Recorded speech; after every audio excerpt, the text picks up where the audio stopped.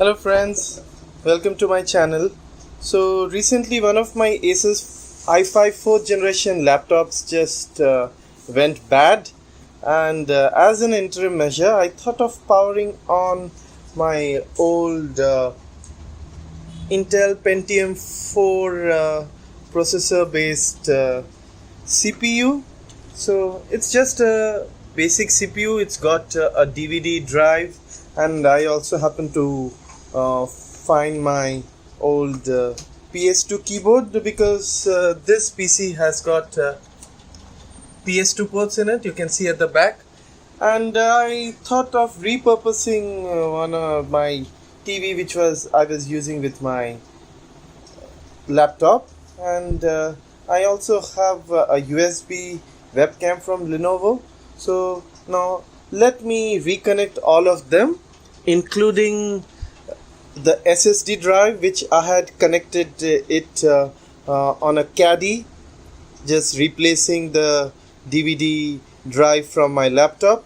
And let's connect all of these because it's got the SATA cables out there, the SATA power connectors.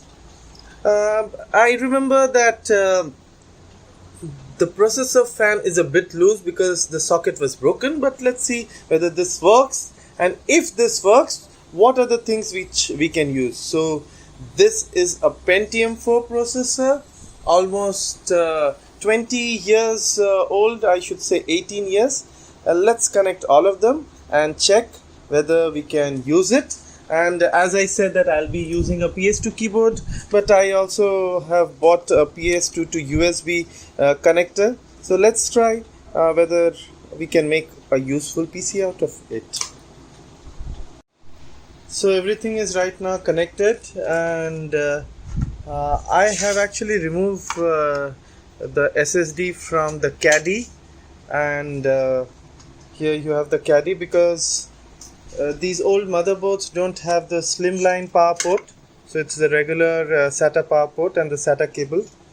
Surprisingly, you have 4 SATA data connectors out there, and since this doesn't have an inbuilt Wi-Fi module on the motherboard, I found an old Belkin external USB connector. These days you get those micro USB sticks. So let's power on and let's check how's the performance. I've also connected the Lenovo FHD webcam over here, connected my TV through the VGA port, have all the keyboards and mouse connected over here. So let's go.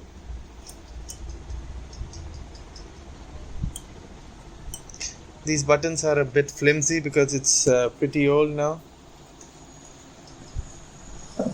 Okay,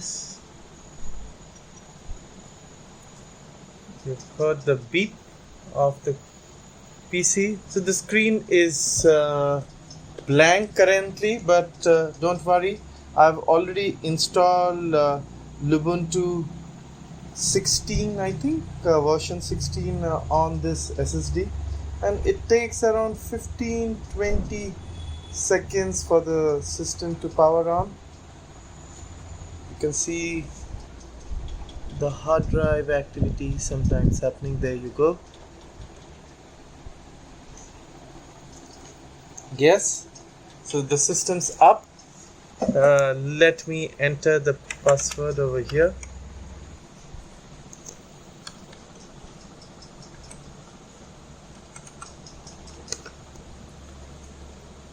Okay, it probably took some 10 to 15 seconds to boot up, and the system started.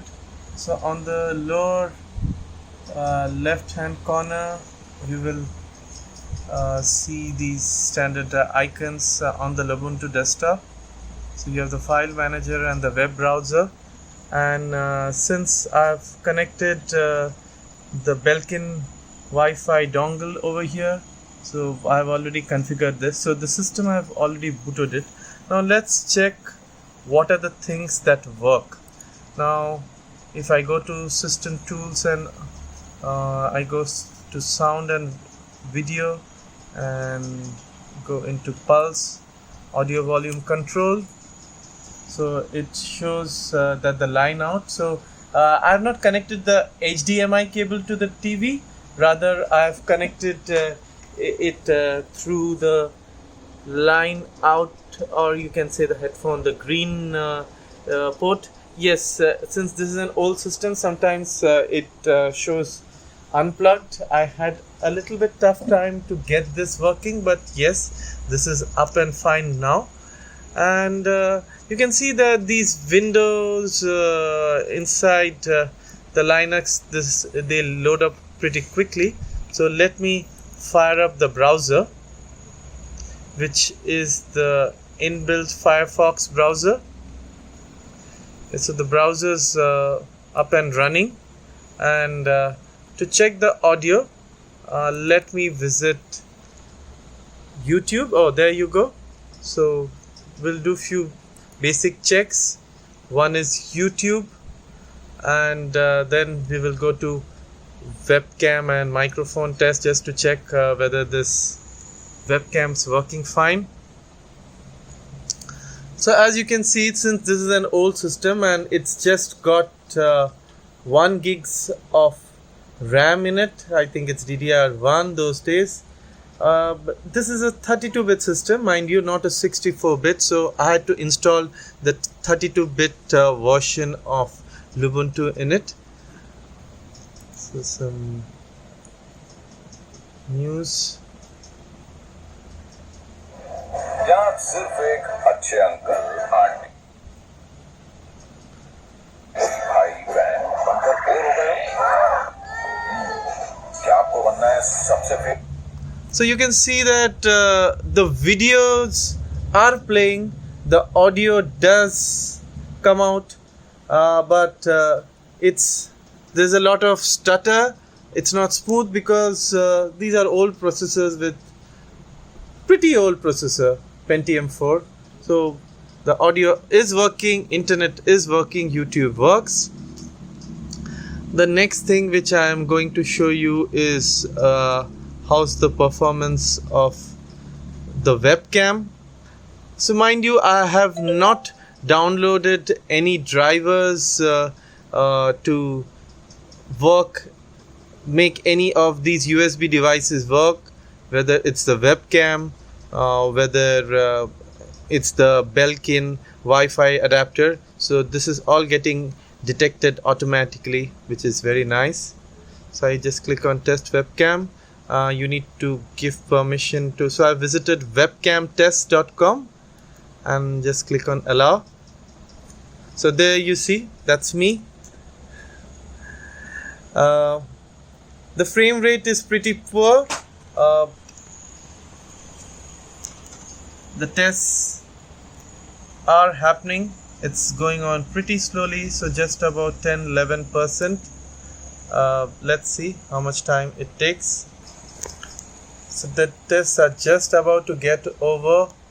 It took around, I should say, a minute or so, and you can see the frame rate is 8 FPS, which is very poor. Because this webcam is an FHD webcam, and I think this supports probably more than 30 frames per second, but that's the capability of the webcam, but it works. So at the end of the day, such an old system, but it works. Now after testing the webcam, let me also click on the mic test just to check the microphone of this webcam. It's got stereo microphones in it. You can see 2 holes out there, and I just click on so here you'll see that there will be 2 input devices, audio input devices shown when I visit mictest.com. The first one I discovered was from my USB webcam, and the second was from my onboard the motherboard. So you just need to figure it out, test it, and you will come to know. So when I click on test my mic, you have this pop-up for permissions, and it says Lenovo FHD webcam analog audio. Just click on allow.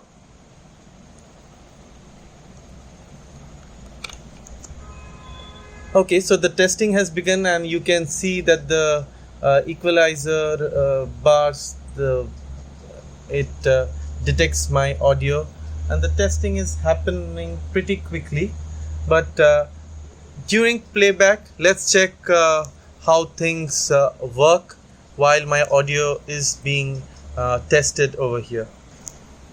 So the tests are pretty much complete. Let me play this.